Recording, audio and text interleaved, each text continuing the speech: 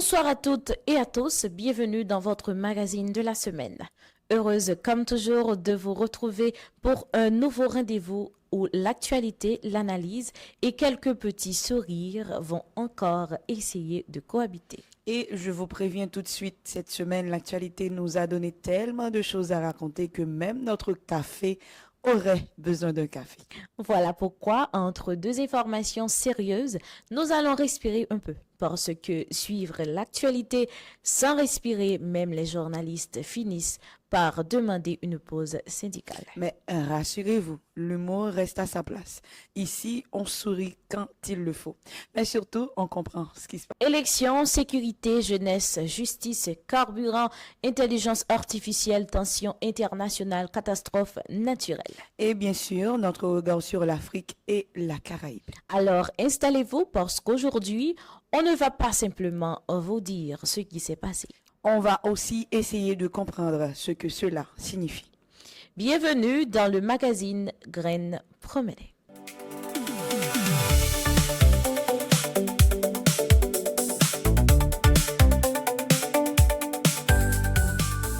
Nous commençons en Haïti avec la situation sécuritaire qui continue de peser lourdement sur le quotidien de la population.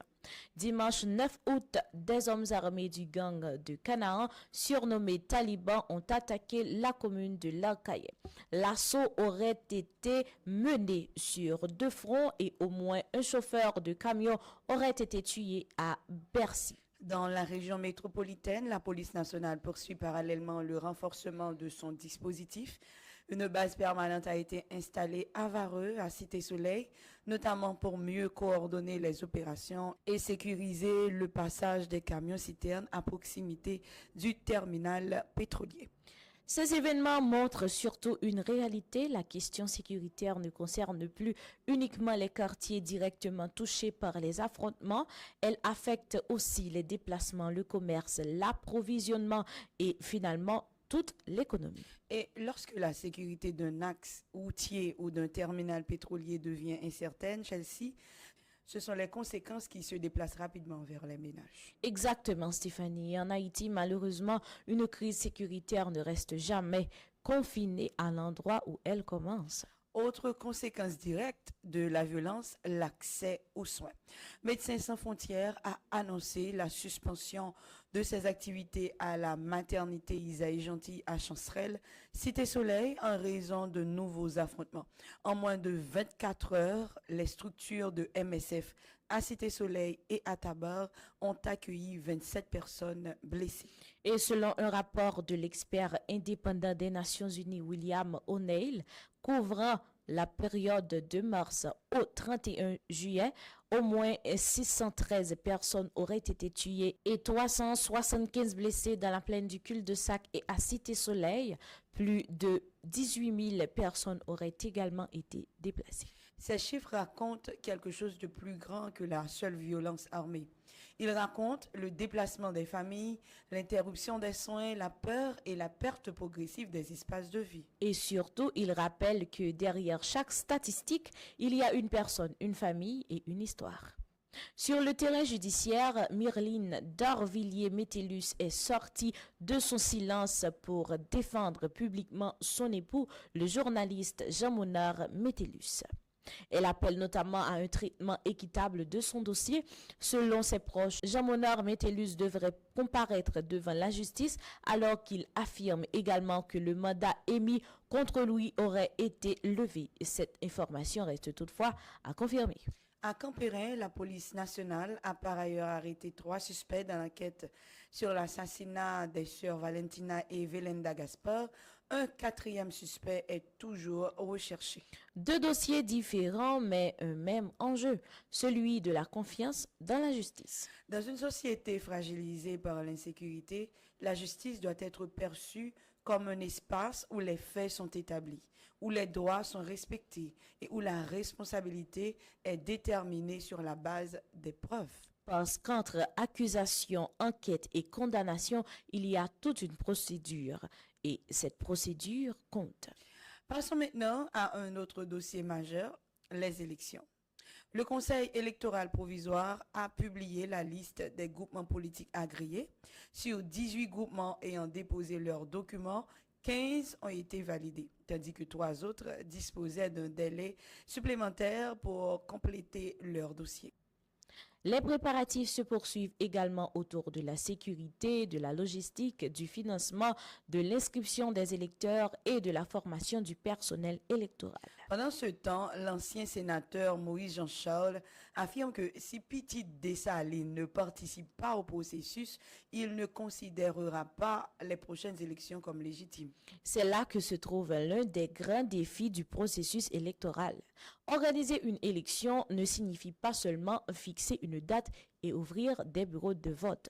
Il faut aussi créer les conditions permettant aux acteurs politiques de participer, aux électeurs de voter en sécurité et aux résultats d'être acceptés comme crédibles. Bref, l'élection, ce n'est pas seulement le jour du vote. C'est tout ce qui doit être construit avant et tout ce qui doit être respecté après.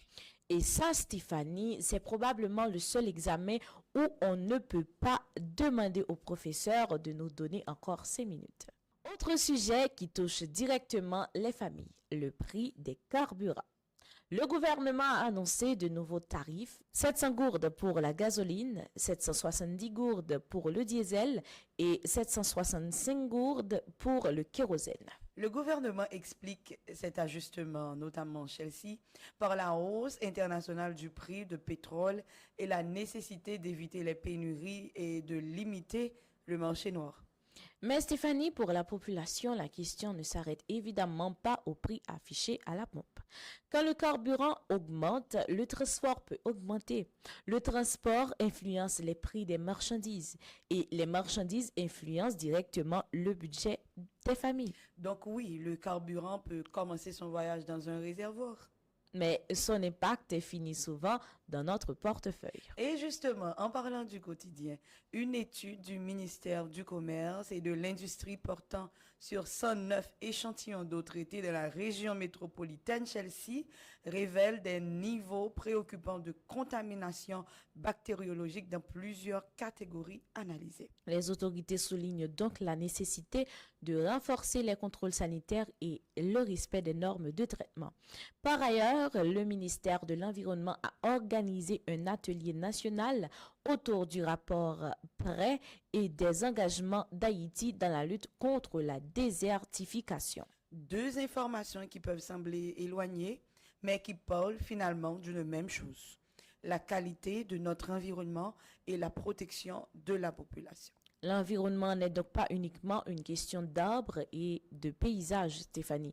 C'est aussi une question d'eau, de santé, d'agriculture et de sécurité alimentaire. Dans l'Artibonite, la mission technique de Taïwan à travers l'ICDF a lancé la 2e campagne risicole de l'année. Les travaux préparatoires ont commencé avec l'ameublissement des sols et le nivellement des rizières. Une information importante, Chelsea, dans un pays où la production agricole reste essentielle pour réduire la dépendance alimentaire.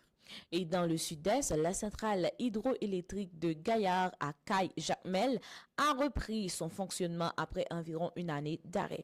Avec une capacité de 500 kW, cette remise en service doit contribuer à l'alimentation des réseaux locaux, Stéphanie. 2 secteurs différents, agriculture et énergie, mais un même objectif, Chelsea: produire davantage à l'intérieur du pays.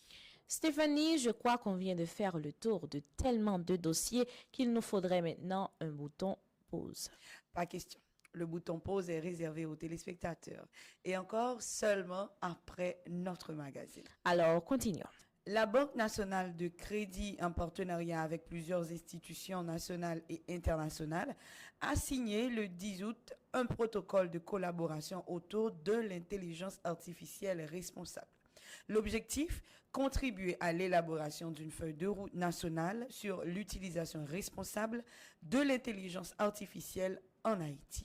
C'est un dossier particulièrement important parce que l'intelligence artificielle avance beaucoup plus vite que les réflexions qui doivent l'encadrer. Elle offre des opportunités considérables dans l'éducation, les entreprises, les services publics ou encore la création. Mais elle pose des questions également sur les données, l'éthique, la vie privée et la gouvernance. Donc, avant de demander à l'intelligence artificielle de réfléchir pour nous, Chelsea, Il serait peut-être raisonnable de commencer par réfléchir à la manière dont nous allons l'utiliser. Et puisqu'on parle d'avenir, Stéphanie, impossible de ne pas parler de jeunesse.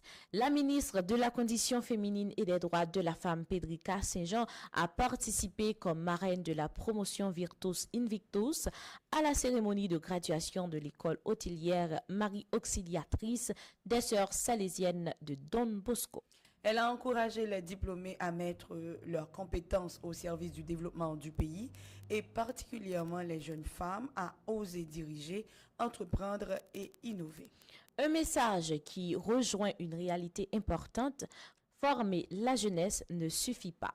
Il faut aussi lui donner des espaces pour exercer ses compétences. Parce qu'un diplôme dans un tiroir, Chelsea, ne construit pas un pays.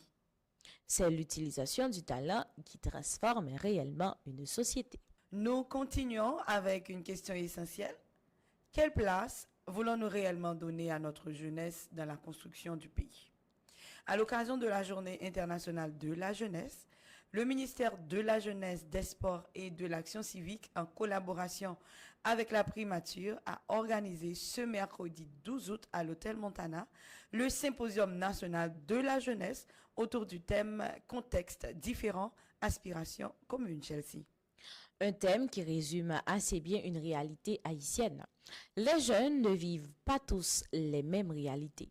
Certains sont à Port-au-Prince, d'autres en province, certains étudient, d'autres cherchent un emploi, certains entreprennent déjà, tandis que d'autres cherchent simplement une opportunité pour commencer. Mais malgré ces différences, Stéphanie, leurs aspirations se ressemblent. Vivre en sécurité, avoir accès à l'éducation, trouver des opportunités, participer aux décisions et pouvoir croire en leur avenir. Et c'est là, oui, que ce symposium devient intéressant, Chelsea. Parce qu'il ne s'agissait pas uniquement de réunir des jeunes pour parler de leurs difficultés. Les discussions ont notamment porté sur leur participation électorale, l'engagement citoyen, l'accès à une information fiable et les responsabilités des primo-votants. Et surtout, une idée mérite d'être retenue. La jeunesse ne doit pas être considérée uniquement comme une catégorie d'électeurs. Elle doit aussi pouvoir devenir une force de proposition, une force de décision et une force de transformation. Parce que demander aux jeunes de voter est une chose, leur permettre de comprendre le système, d'accéder aux informations, de participer aux institutions et éventuellement de contribuer eux-mêmes aux décisions publiques en est une autre. Le symposium Chelsea a également mis l'accent sur la politique nationale de jeunesse 2026-2036 avec une réflexion autour de l'éducation, de l'emploi, de l'entrepreneuriat, de l'innovation, de la paix et de la cohésion sociale. Et c'est probablement l'un des points les plus importants, Stéphanie. Une politique de jeunesse ne peut pas simplement rester un document bien présenté dans un tiroir. Elle doit se traduire par des programmes, des formations, des emplois, des espaces de participation et surtout des résultats mesurables. Parce qu'une jeunesse à qui l'on demande constamment d'attendre finit par perdre patience. Et une jeunesse qui ne voit aucune perspective peut être tentée de chercher son avenir ailleurs. Le message du symposium est donc assez clair, Chelsea. Les jeunes ne sont pas seulement l'avenir d'Haïti. Ils sont aussi son présent. Et si nous voulons construire un autre avenir, il faut leur donner non seulement une voix, mais aussi des moyens d'agir. Reste maintenant la question essentielle. Après les discours, les panels et les recommandations, quelles actions concrètes suivront? Parce qu'au fond, le véritable succès d'un symposium ne se mesure pas au nombre de personnes présentes dans la salle, mais à ce qui change réellement après que tout le monde est rentré chez soi. Nous vous proposons justement de revivre les moments forts de cette rencontre dans notre reportage consacré au Symposium national de la jeunesse organisé par le MJSAC. À découvrir tout de suite dans le magazine. Chers téléspectateurs, nous sommes ravis de vous retrouver aujourd'hui. Nous sommes ce mercredi 12 août 2026 à l'hôtel Montana à Pétionville où se tient le Symposium de la jeunesse, une initiative du ministère de la Jeunesse, des Sports et de l'Action civique en collaboration avec la primature. Une date qui pas choisie par hasard parce que je dis que c'est 12 août là, li marqué journée internationale de la jeunesse. Dans un pays côté que jeunes yo représente une force importante pour demain, question an jodi a c'est qui place jeunes yo gagner dans contribution développement pays d'Haïti et surtout que action qui doit prendre pour parole jeunes yo tourner yon action. Nous sommes sur place pour vous faire vivre les principaux moments de cette rencontre, écouter les différents intervenants et recueillir la réaction des jeunes participants. Regardons ensemble l'ensemble de cette actualité. Je vais poser un pile de questions sur différentes actions. Mais je vais quitter possibilité pour l'autre monde de poser des questions. Je vais seulement concentrer sur un seul axe qui est plus ou moins intéressé, vu que moi, dans le domaine là, qui c'est santé, bien-être et protection sociale. Et puis, qui mesure corrective.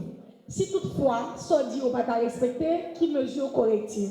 Parce que jeunesse l'entour, même gens pensaient que n'importe institution pas qu'à mobiliser jeunes n'importe qui pour n'importe activité, jeunesse l'entour qu'on mobiliser tête les tout. C'est seulement jeunesse ça que vous réunissez là, qui a fait partie de l'ESE. Jeunesse qui c'était Soleil, Kwadewuke, qui Matissa, etc.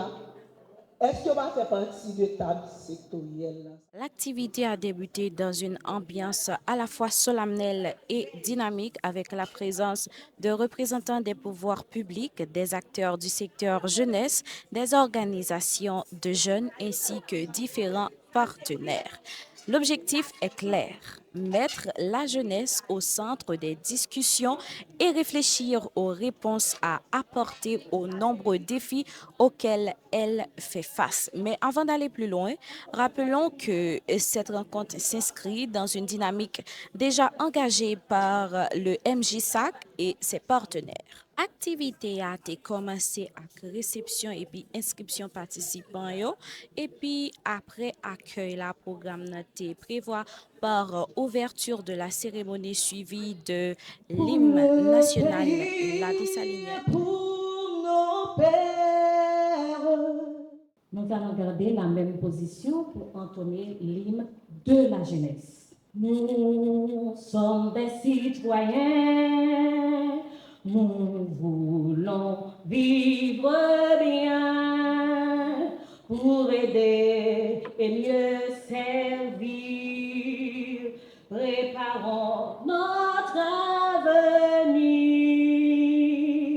Demain, ce sera notre tour. Vous qui comptez sur nous toujours.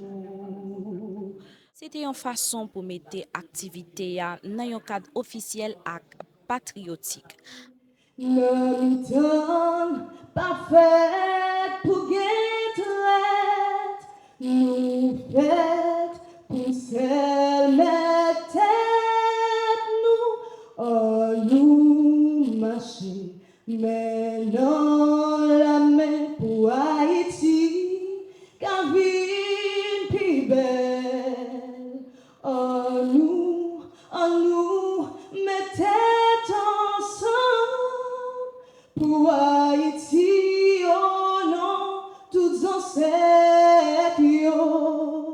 Après ça, tu as une mise en contexte du symposium et représentation des objectifs de la journée. Étape ça important parce qu'il lui permet aux participants de comprendre que le symposium n'a pas seulement une cérémonie, mais un espace de dialogue côté questions géniaux doit joindre place. Nous ouvrons maintenant notre fenêtre sur le monde et si vous pensiez que l'actualité haïtienne était déjà suffisamment Mouvementé, le monde a décidé de nous rappeler qu'il ne voulait surtout pas être un reste. les tensions entre Washington et Téhéran restent au centre de l'actualité internationale, notamment autour du détroit d'Ormuz. Donald Trump affirme que les États-Unis disposent du contrôle de cette voie stratégique, tandis que des responsables iraniens contestent cette affirmation. L'Iran réclame notamment des garanties économiques et maritimes ainsi que la levée des sanctions américaines alors que la circulation maritime demeure fortement réduite. Le détroit d'Ormuz est stratégique parce qu'une perturbation durable de cette route peut avoir des conséquences bien au-delà du Moyen-Orient. Une tension locale peut donc rapidement devenir une question mondiale: pétrole, transport maritime, inflation et coût de l'énergie. Et Haïti n'échappe évidemment pas aux conséquences des mouvements du marché pétrolier mondial. La preuve, nous venons justement de parler de nos prix à la pompe. Aux États-Unis, le Sénat a confirmé Todd Blanche au poste de ministre de la Justice par 50 voix contre 49. La politique migratoire reste également très présente. À New York, le maire Zoran Mamdani affirme que les employés haïtiens ayant perdu leur TPS et ne disposant pas d'une autre autorisation légale de travail pourraient être concernés par des obligations fédérales. Il demande au président Donald Trump de rétablir le TPS pour les Haïtiens ou de leur accorder une protection DED. À Boston, la maire Michelle Roux et la conseillère municipale Rudy Louis-Jeune demandent également au Sénat américain d'agir en faveur des Haïtiens menacés de perdre leur statut. Dans l'État de New York, la gouverneure Kathy Hochul affirme de son côté qu'elle continuera à s'opposer à certaines mesures de l'administration Trump qu'elle considère comme visant la communauté haïtienne. Le dossier du TPS dépasse donc largement la question administrative. Pour les Haïtiens concernés, il touche au travail, au logement, à la famille et à la stabilité de leur avenir. Et pour Haïti, il pose aussi une question plus large. Comment accompagner une diaspora confrontée à une période d'incertitude juridique et sociale? Autre évolution aux États-Unis, selon un rapport cité dans les informations transmises, près de 54 000 immigrés seraient désormais suivis en temps réel par des bracelets GPS contre environ 17 000 au début de 2025. Au total, près de 184 000 personnes seraient soumises à différentes formes de surveillance électronique. La technologie qui devait nous rapprocher du futur semble parfois nous rapprocher de futur ou même le bracelet, c'est où nous sommes. Et là, ce n'est plus le téléphone qui demande la localisation, c'est directement le bracelet. Autre point fort, en Syrie, un tribunal a condamné par contumace l'ancien président Bachar al-Assad à la peine de mort pour crimes de guerre et crimes contre l'humanité.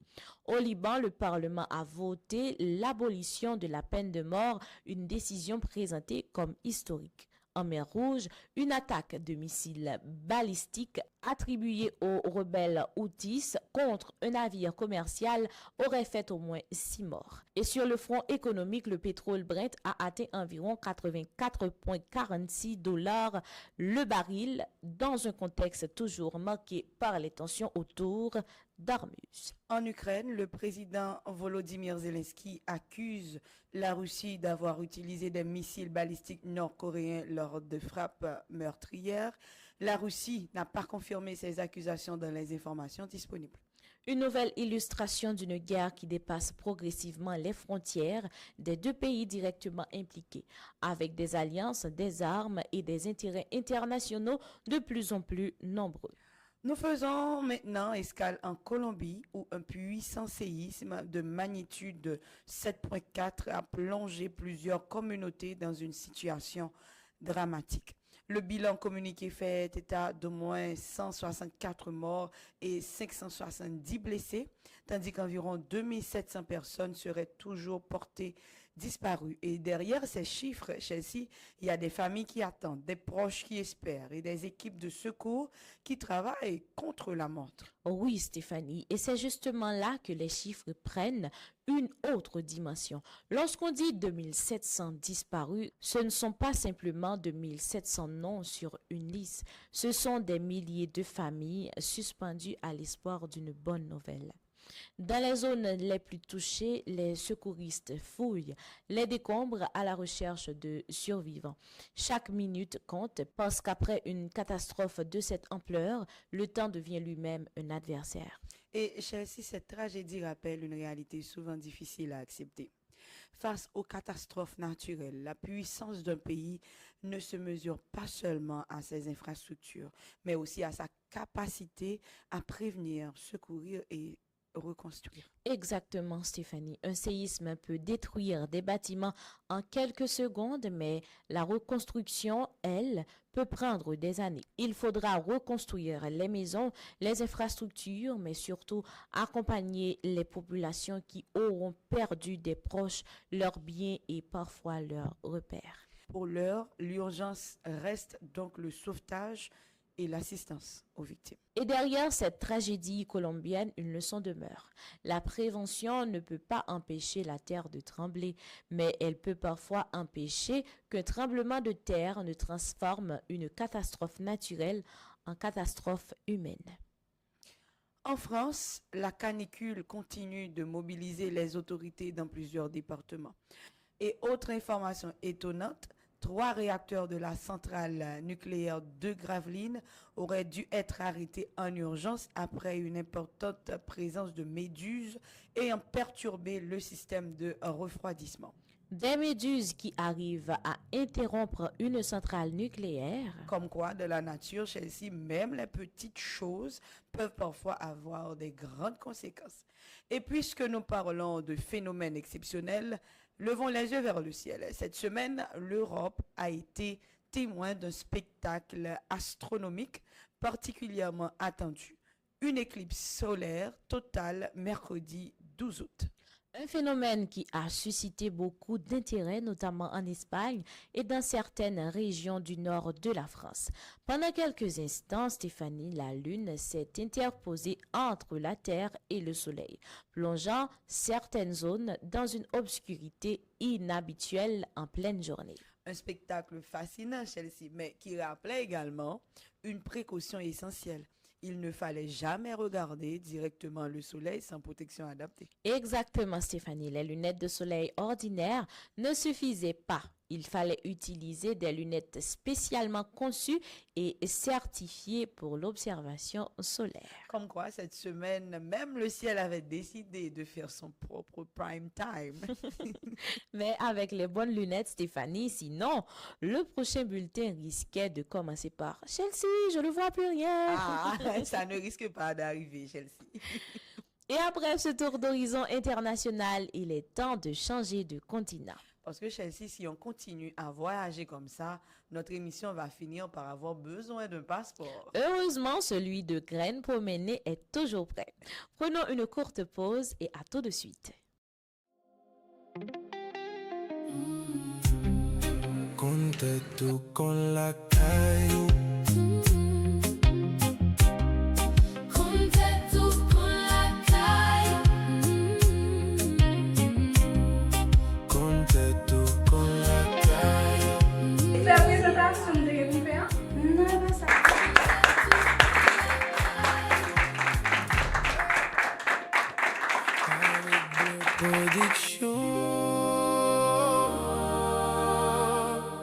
La calle.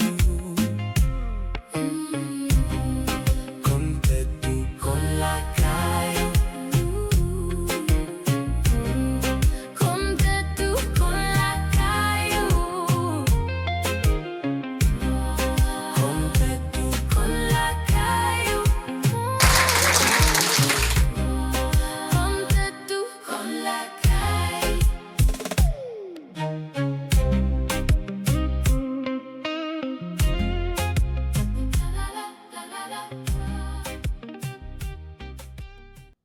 On est de retour pour continuer notre voyage avec l'actualité. Direction maintenant l'Afrique, un continent où l'actualité nous emmène aujourd'hui de la politique à la sécurité, de la santé à l'économie. Et crois-moi, il y a beaucoup à retenir. Alors, on pose nos valises et on commence notre escale africaine. Nous poursuivons notre tour du monde avec l'Afrique, un continent où cette semaine encore, l'actualité nous emmène d'un pays à l'autre, élections, sécurité, santé publique et économie. Oui, Stéphanie, et je te rassure, pour ce bloc-là, on ne va pas faire le voyage en avion. On va voyager avec les informations. C'est beaucoup moins cher et surtout, on ne risque pas de perdre nos bagages. Alors, commençons justement par la politique. En Sierra Leone, le président Julius Maada Bio appelle les députés à accélérer l'adoption d'une réforme controversée du code électoral alors que le pays se dirige progressivement vers la présidentielle prévue en 2028. Une réforme électorale n'est jamais une simple modification administrative. Elle touche directement aux règles du jeu démocratique, comment les citoyens votent, comment les candidats participent et comment les résultats sont organisés. L'enjeu est donc de taille. Lorsque les règles électorales sont modifiées à l'approche de scrutin, la question de la transparence et de l'acceptation par l'ensemble des acteurs devient essentielle. Autrement dit, la réforme doit permettre de renforcer la confiance plutôt que de créer davantage de suspicions. Au Mali, la situation sécuritaire reste préoccupante. Une attaque visant des militaires a été revendiquée par le JNIM, groupe affilié à Al-Qaïda.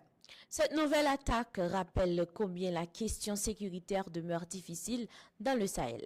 Malgré les efforts des autorités et les changements dans les stratégies militaires, les groupes armés continuent de maintenir une pression importante sur certaines zones. Et le problème dépasse largement le seul domaine militaire. Lorsque l'insécurité s'installe durablement, elle affecte l'agriculture, le commerce, l'éducation, les déplacements et plus largement la capacité de l'État à fournir des services à sa population. Et pendant ce temps, Chelsea, la région continue aussi de chercher des solutions de coopération. L'Algérie et le Niger ont annoncé le sauvetage réussi d'un ressortissant allemand qui avait été enlevé au Niger. Une opération qui rappelle malheureusement que les enlèvements restent une réalité dans plusieurs zones du Sahel. Mais elle montre également l'importance de la coopération entre États voisins. Dans une région où les frontières sont vastes et difficiles à contrôler, aucun pays ne peut totalement isoler sa sécurité de celle de ses voisins. En Tanzanie, le procès pour trahison de l'opposant Tundu Lissu a repris après près de 5 mois de suspension. Et là encore, l'enjeu dépasse la personne de l'opposant. Les procès impliquant des figures politiques de premier plan sont toujours observés avec attention parce qu'ils touchent à la fois à la justice, à la liberté politique et à la confiance dans les institutions. La société civile et les organisations de défense des droits suivent donc cette reprise avec attention. Au Cameroun, l'absence prolongée du président Paul Biya de la scène publique continue également d'alimenter les interrogations, Chelsea. Dans un pays où la continuité institutionnelle dépend aussi de la visibilité du pouvoir, une longue absence peut naturellement susciter des questions. Mais il faut distinguer les faits des spéculations. L'absence d'un dirigeant peut alimenter beaucoup de commentaires, mais Stéphanie, le rôle du journalisme est justement de ne pas transformer les interrogations en certitudes. Et cette semaine, Chelsea, le continent doit aussi faire face à une autre urgence, la santé publique. En République démocratique du Congo, l'épidémie d'Ebola continue de progresser. Les informations que nous avons reçues font état de plus de 2000 décès avec un taux de létalité annoncé à 45,9%. Et l'inquiétude est d'autant plus importante que l'épidémie concerne la souche Bundibugyo contre laquelle la situation vaccinale est particulièrement complexe. Plus inquiétant encore, les autorités sanitaires congolaises ont annoncé jeudi 13 août le décès d'une personne dans une nouvelle province jusque-là épargnée par l'épidémie. Reuters rapporte que cette évolution fait craindre une extension de la transmission. Donc, le problème, Chelsea, n'est plus simplement de contrôler les zones déjà touchées. Exactement, Stéphanie. Il faut empêcher que de nouveaux foyers apparaissent. Et pour cela, il faut une détection rapide, le suivi des contacts, des soins accessibles et surtout la confiance des communautés. L'OMS et les CDC Afrique ont d'ailleurs appelé à renforcer la participation des populations locales dans la réponse à l'épidémie. Parce qu'une crise sanitaire ne se gagne pas uniquement dans les laboratoires et les hôpitaux. Elle se gagne aussi dans les communautés. Au Tchad, une autre urgence sanitaire inquiète. Le choléra progresse dans plusieurs régions. Et cette situation est particulièrement préoccupante lorsque les infrastructures sanitaires sont fragiles. Une épidémie de choléra révèle souvent des problèmes plus profonds: accès à l'eau potable, hygiène, assainissement et capacité des structures de santé. Autrement dit, lutter contre le choléra, ce n'est pas seulement soigner les malades. C'est aussi prévenir les conditions qui permettent à la maladie de se propager. En Afrique du Sud, au moins 14 mineurs artisanaux clandestins, connus sous le nom de Zamazamas, ont été retrouvés morts dans une mine désaffectée près de Rustenburg. Derrière ce drame se trouve aussi une réalité économique. L'exploitation minière clandestine est souvent liée à la pauvreté, au chômage et à l'espoir de trouver une source de revenus dans un secteur extrêmement dangereux. Le problème est donc double: lutter contre les réseaux illégaux tout en s'attaquant aux conditions sociales qui poussent certaines personnes à prendre de tels risques. Mais l'Afrique ne se résume évidemment pas aux crises, Chelsea. Plusieurs dossiers économiques montrent aussi un continent qui cherche à renforcer ses échanges. Aux États-Unis, le Sénat a voté la prolongation de l'AGOA jusqu'au 31 décembre 2028. Cette décision est importante pour plusieurs économies africaines qui bénéficient d'un accès préférentiel au marché américain. Elle apporte surtout de la visibilité aux entreprises et aux exportateurs. Et dans une économie mondiale où les règles commerciales peuvent changer rapidement, quelques années supplémentaires de visibilité peuvent faire une grande différence pour les investisseurs. Au Gabon, les autorités ont annoncé le règlement d'une partie de la dette intérieure. L'objectif est notamment de soulager les entreprises privées et de soutenir la reprise de l'activité économique. Parce qu'une dette publique intérieure ne reste pas toujours une affaire de chiffres. Lorsqu'un État tarde à payer ses fournisseurs, ce sont des entreprises qui peuvent avoir des difficultés à payer leurs employés, leurs fournisseurs ou à maintenir leurs activités. En Mauritanie, le gouvernement a adopté une loi de finances rectificative portant le budget national 2026 à 140,3 milliards de MRU, avec une part importante destinée aux infrastructures et aux projets énergétiques. L'enjeu est donc de transformer des ressources publiques en infrastructures capables de soutenir la croissance et d'améliorer les conditions de vie. Au Rwanda, Kigali mène des discussions préliminaires avec plusieurs États européens concernant l'accueil de migrants, après l'échec de l'accord initialement envisagé avec Londres. Parallèlement, le pays a mobilisé 46 millions de dollars auprès de l'Union européenne pour soutenir l'agriculture. Deux dossiers très différents mais qui touchent à la même question. Comment un État organise ses relations internationales tout en développant son économie nationale? Et au Zimbabwe, les exportations mensuelles ont franchi pour la première fois le seuil historique du milliard de dollars. Un chiffre qui mérite d'être observé parce qu'il montre qu'au-delà des difficultés politiques et économiques que peut connaître un pays, certains secteurs peuvent aussi connaître une dynamique positive. Et puisqu'on parle d'économie, Chelsea, les connexions entre les pays africains évoluent également. Une nouvelle liaison aérienne, commerciale et stratégique vient d'être lancée entre Bamako au Mali et Lagos au Nigeria. Une liaison aérienne, ce n'est pas seulement un avion qui décolle et qui atterrit, c'est aussi une possibilité supplémentaire pour les commerçants, les investisseurs, les étudiants et les professionnels de circuler plus facilement. Et avec Lagos, l'une des principales capitales économiques de l'Afrique de l'Ouest, cette connexion peut renforcer les échanges régionaux. Donc, après avoir parlé de frontières sécuritaires, On parle maintenant des ponts économiques et franchement, ceux-là, on préfère les voir se construire.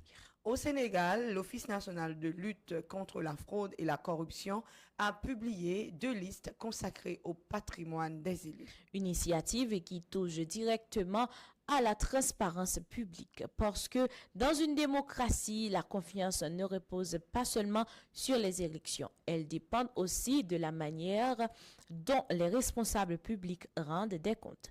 Le pays débat également de l'encadrement des fonds spéciaux et des caisses noires de l'État. En Zambie, le président Hakainde Hichilema entre dans une phase importante de sa campagne en vue de la prochaine élection présidentielle. Et la politique africaine montre une fois encore que les élections ne se jouent pas seulement le jour du scrutin. Elles commencent bien avant dans les réformes électorales, les campagnes, les débats publics et surtout dans la confiance des citoyens. Dans l'océan Indien, les prix internationaux de l'énergie inquiètent également à Maurice. À Madagascar, les autorités poursuivent de leur côté la réorganisation des circuits d'approvisionnement en hydrocarbures. 2 situations qui montrent à quel point les crises énergétiques internationales peuvent rapidement devenir des problèmes très locaux. Transport, alimentation, production, prix des marchandises. Une tension sur le pétrole quelque part dans le monde peut finalement se retrouver dans le portefeuille d'un citoyen à plusieurs milliers de kilomètres. Et voilà pourquoi l'actualité internationale finit toujours par nous rattraper. Même quand on essaie de lui échapper. Chelsea, si on devait retenir une seule chose de cette actualité africaine, ce serait quoi? Je dirais que l'Afrique nous présente cette semaine, Stéphanie, un visage à plusieurs dimensions. Il y a des crises sécuritaires, les épidémies et les tensions politiques. Mais parallèlement, il y a aussi des réformes électorales, des investissements agricoles, des infrastructures, de nouvelles connexions aériennes, des échanges commerciaux et des efforts pour renforcer la transparence. Donc, le continent n'est pas seulement confronté à des problèmes. Exactement, Stéphanie. Il cherche aussi des solutions et c'est important de le rappeler parce qu'une couverture équilibrée de l'Afrique ne doit pas uniquement montrer ses difficultés mais aussi ses transformations. Une Afrique qui fait face à ses urgences. Mais qui continue également à construire son avenir. Après ce passage à travers l'Afrique, je crois, Chelsea, qu'on mérite quand même une petite pause. À notre retour, direction donc la Caraïbe, avec une actualité marquée par la politique, l'économie, l'environnement et les relations régionales. À tout de suite sur Grain Pomene. En pile moun Léogane toujours ap di, yo souhaité yon lait gagner yon côté qui calme, qui gen pile vedi, ensemble ak en pile sécurité ak propreté pour yo mette famille yo reposer les bondier relé yo. Zami, moi vle faire connaître que Kounyea côté ça existait dans Léogane. Parc Mémorial Ozana. Parc Mémorial Ozana situé dans zone Brache, sur route nationale numéro 2 dans Léogane. Si moi dis ou côté sa belle en pile, ou capable de croire. Mais si un jour ou ta dans zone nan, passez visiter, c'est une merveille. Responsable parc là, bay moun qui vle possibilité pour venir actionner dans bel projet ça. C'est un cimetière privé qui fait sous 3 carottes, belle fleur, belle vedi. Pour plus d'informations, relais dans numéro ça yo. 40 48 43 43 31 87 48 05 41 92 15 15 ou bien ou capable écrire sur email nous qui c'est Villa Osana 23 à commercial gmail.com. Vous êtes sur Graine Promenet, votre magazine d'actualité. Et nous terminons notre tour du monde dans une région qui nous concerne particulièrement, la Caraïbe. En République dominicaine, l'entrepreneur médiatique et nouvel acteur politique Santiago Matías, connu sous le nom d'Alo Fouquier, propose une loi qui empêcherait les Dominicains ayant des parents haïtiens de se porter candidat à un poste électif Chelsea. La proposition concerne notamment la perspective des élections de 2028. Cette proposition intervient dans un contexte déjà sensible entre Haïti et la République dominicaine. Elle soulève donc une question qui dépasse la seule politique dominicaine. Jusqu'où peut-on aller dans la définition des conditions d'accès aux fonctions publiques, Stéphanie, sans créer de nouvelles formes de discrimination? Le débat mérite d'être suivi avec sérieux, particulièrement parce que les relations entre les deux peuples sont déjà marquées par de fortes tensions autour de la migration. En Martinique, Chelsea, l'intégration régionale continue de prendre de l'importance après l'adhésion du territoire à la CARICOM. Cette évolution peut ouvrir de nouvelles perspectives de coopération économique et régionale avec les autres territoires de la Caraïbe. Donc la Caraïbe n'est plus seulement une destination touristique. Exactement, Stéphanie. C'est aussi un espace politique, économique et stratégique. En Guadeloupe et en Martinique, les questions environnementales et sociales restent au cœur des préoccupations, notamment la gestion de l'eau, les sargasses et la vie chère. La brume de poussière du Sahara a également entraîné des épisodes de forte concentration de particules fines dans les Antilles françaises, appelant à une vigilance particulière pour les personnes sensibles. À Antigua et Barbuda, le Premier ministre Gaston Brown s'est montré optimiste concernant les nouvelles restrictions américaines en matière de visa, estimant qu'elles ne devraient pas compromettre les relations économiques régionales. En Dominique, le secteur touristique poursuit sa dynamique en misant particulièrement sur l'écotourisme et la valorisation des ressources naturelles. Et c'est peut-être l'un des grands enjeux touristiques de la Caraïbe, Chelsea. Réussir à attirer les visiteurs sans détruire précisément les ressources naturelles qui les attirent. À la Barbade, le carnaval s'est achevé dans une ambiance festive, avec notamment la présence de la chanteuse internationale Rihanna. Un événement culturel qui rappelle aussi le poids de la culture dans l'attractivité touristique et l'image internationale des îles caribéennes. Voilà pour ce tour d'horizon. De Port-au-Prince à Bamako, de Washington à Madrid, de la Colombie à la Caraïbe. Les histoires changent, les réalités changent, mais une chose reste constante. Il faut prendre le temps de comprendre avant de juger. Et surtout, rester informé. Parce que l'information, ce n'est pas seulement savoir ce qui s'est passé. C'est aussi comprendre pourquoi cela compte. Et maintenant, on change légèrement d'ambiance, Stéphanie, parce que l'actualité nous parle de problèmes, de défis et de responsabilités. Mais notre jeunesse nous montre aussi qu'elle sait prendre la parole, créer et se dépasser. C'est justement le sens de Le Verbe en scène, un concours qui met la jeunesse et l'expression au cœur de la scène. Et aujourd'hui, nous lançons un appel très clair à tous ceux qui suivent le concours. Vous avez un candidat préféré? Alors, ne restez pas spectateur. Likez la publication, commentez, abonnez-vous à la plateforme Bleu Production et surtout, partagez le concours autour de vous. Parce qu'un candidat peut avoir du talent, mais votre soutien peut l'aider à aller beaucoup plus loin. Et si vous n'avez pas encore découvert les candidats, pas de problème, nous vous proposons maintenant un extrait de Le Verbe en scène. Regardez, partagez et surtout, dites-nous en commentaire quel candidat vous impressionne le plus. Voilà pourquoi ils ont mérité d'être châtiés par des animaux de ce genre et tourmentés par toutes sortes de bêtes. À la place de ce châtiment, c'est un bienfait que tu as accordé à ton peuple. En réponse à sa femme dévorante, tu as préparé une nourriture au goût extraordinaire, des cailles. Ainsi, les premiers, malgré la nécessité de se nourrir, perdaient jusqu'à l'envie de manger, à la vue des bêtes répugnantes qui leur étaient envoyées. Les seconds Elle déploie sa vigueur d'un bout du monde à l'autre. Elle gouverne l'univers avec bonté. C'est elle que j'ai aimée et recherchée depuis ma jeunesse. J'ai cherché à la prendre pour épouse. Je suis devenue l'amant de sa beauté. Elle manifeste la gloire de sa propre naissance puisqu'elle partage la vie de Dieu et que le Maître de l'univers lui a donné son amour. Elle est initiée au mystère de la science. Je les avais pris en haine pour leur abominable pratique. Œuvre de sorcellerie et rites sacrilèges.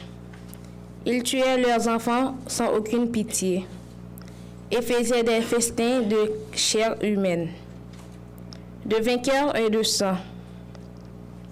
C'est acceptable des mystères. Ses parents meurtriers d'être sans défense. Tu avais décidé de le faire périr par la main de nos pères. Activité ça, le travail que Jésus a fait et m'a encouragé nous-mêmes la jeunesse qui croit dans l'éducation, qui malgré ces périodes de vacances, c'est vrai, mais nous venons là pour nous capables de tout nous-mêmes et me sentir que c'est un concours vraiment parce que tout le monde a tout ça au gain dans chaque couture pour être capable de gagner et c'est pour ça que nous demandons pour nous applaudir tête nous. Mais je joue toujours. On va me prendre pause publicitaire là, même je vais jouer. Nous comptons débarquer les mots rimés. Si me dit amour, ça me dit non. Bonjour. Voilà. Mots rimés, c'est des mots qui gagnent une terminaison. Voilà. Alors Chelsea, après tout ça, je pense qu'on peut dire une chose. Cette semaine encore, l'actualité nous a fait voyager. Oui, Stéphanie, et sans billet d'avion. Haïti, le Moyen-Orient, l'Afrique, la Caraïbe. Mais surtout beaucoup de sujets qui nous concernent directement, la sécurité, les élections, le coût de la vie, la jeunesse, l'environnement et notre capacité à construire des solutions. Et s'il fallait retenir une idée de ce magazine, ce serait peut-être celle-ci. Les crises ne doivent pas nous faire oublier les constructions. Parce qu'au milieu des difficultés sécuritaires et économiques, il existe aussi des initiatives dans l'agriculture, l'énergie, la formation, la technologie et surtout la jeunesse. Mais ces initiatives, Stéphanie, ne peuvent avoir un véritable impact que si elles dépassent le stade des annonces. Une politique publique se mesure à ses résultats. Une réforme se mesure à son application. Une élection se mesure aussi à la confiance qu'elle inspire. Et une jeunesse, Stéphanie, ne peut réellement devenir une force de transformation que si elle dispose d'éducation, d'opportunités et d'espace pour participer. Autrement dit, Chelsea, parler de l'avenir est important. Mais préparer cet avenir l'est encore davantage. Voilà. C'est ici que notre magazine touche à sa fin.